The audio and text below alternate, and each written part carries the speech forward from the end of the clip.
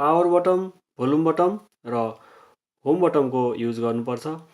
त्यसैले हामीले power bottom र भोल्युम अफ बटम र त्यस्तै गरी होम बटमलाई एकैसाथ दबाउने।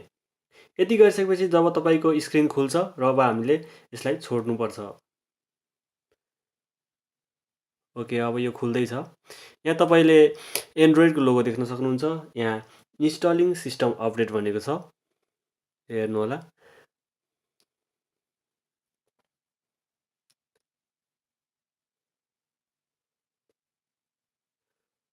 ओके, तपाईँले यहाँ नो कमेन्ट भनेको देख्न सक्नुहुन्छ। अब यसलाई यत्तिकै छोडौँ। अब एकछिनमा केही सिस्टमहरू खुल्छन्।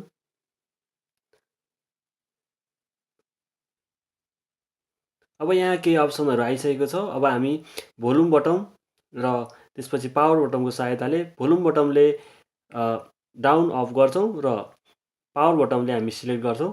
अब तपाईँले यहाँ भोल्युम बटमको सहायताले तल सर्दै जाँदाखेरि यहाँनिर वेब डाटा फ्याक्ट्री रिसेट देख्न सक्नुहुन्छ यहाँ।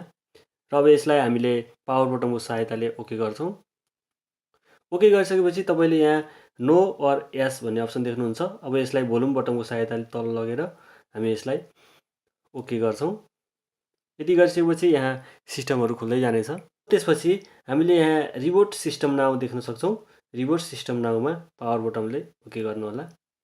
ओके, अब यो खुल्दैछ, हेर्नुहोला।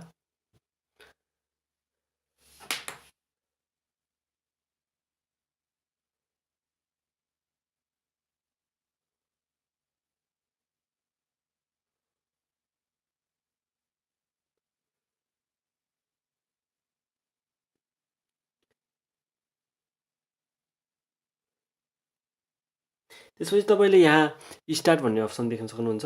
यसमा क्लिक गरौँ। अब यहाँ वाइफाई आएको छ, यसमा पनि नेक्स्ट गरौँ। तपाईँले यहाँ टर्म एन्ड कन्डिसनहरू देख्न सक्नुहुन्छ। यो सबैलाई एग्री गरौँ। ओके, त्यसपछि अब नेक्स्ट गरौँ। नेक्स्ट गरिसकेपछि यहाँ तपाईँले देख्न सक्नुहुन्छ, यसलाई पनि नेक्स्ट गर्नुहोला। ओके, जस्ट अ सेकेन्ड भनेको छ। यहाँ टाइम एन्ड डेट आएको छ, म नेक्स्ट गर्छु। Okay, next next. Okay, finally हाम्रो अनलक भइसकेको छ। अब हामी यसलाई फिनिस गरौँ। फाइनली तपाईँको मोबाइल अनलक भइसकेको छ। साथीहरू, तपाईँलाई यो भिडियो कस्तो लाग्यो? कृपया लाइक, कमेन्ट एन्ड सब्सक्राइब गरिदिनु होला। धन्यवाद।